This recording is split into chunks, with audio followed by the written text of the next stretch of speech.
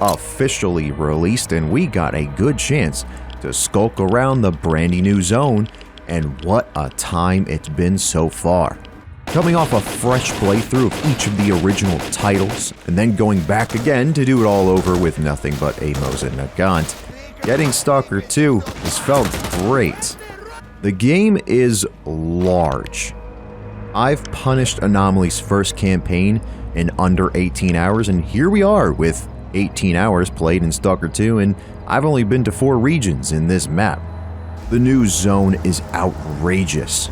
The weather effects are something else. The lightning is scary because you can actually get struck by it. Emissions look unreal and dangerous, of course. But the environment is wild.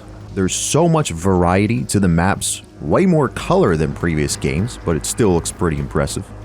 I haven't yet had the chance to explore urban regions yet, but with the places I've been to so far, it's pretty cool.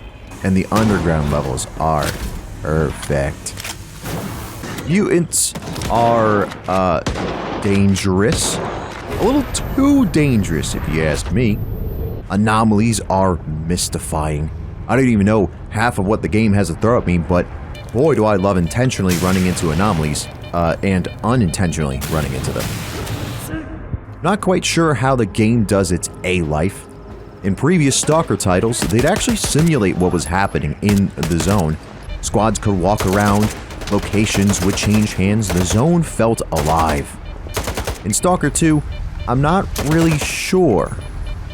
I went to what was the old Dark Valley bandit base at one point, and it was empty. Then we came back later and it's full of bandits. Squads seem to basically spawn randomly next to you.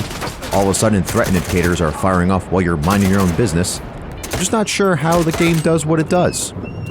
Obviously, the older titles had smaller maps to be able to do things like that, but I would have thought they had made an attempt at something similar. It just doesn't feel as connected. However, gunfighting is great. I love how all the weapons feel, the recoil effects. I just wish I had a motion! Sorry about that. No, the gunfighting's good. It's classic Stalker. Sometimes guys will just eat a bunch of bullets, but hey, as long as the bullets go in their face, it'll take care of them. I've been fortunate enough to have an incredible time in the zone so far.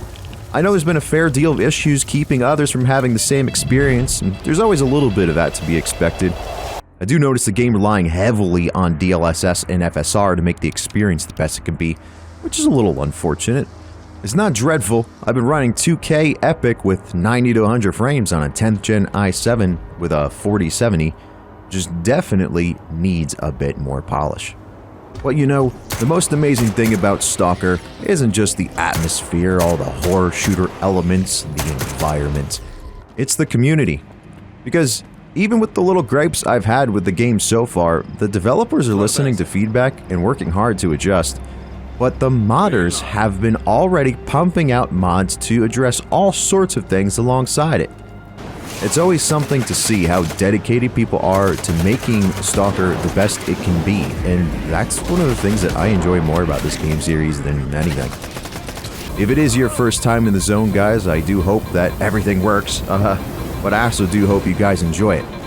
For us seasoned Stalkers out there, I just hope the bloodsuckers don't bite.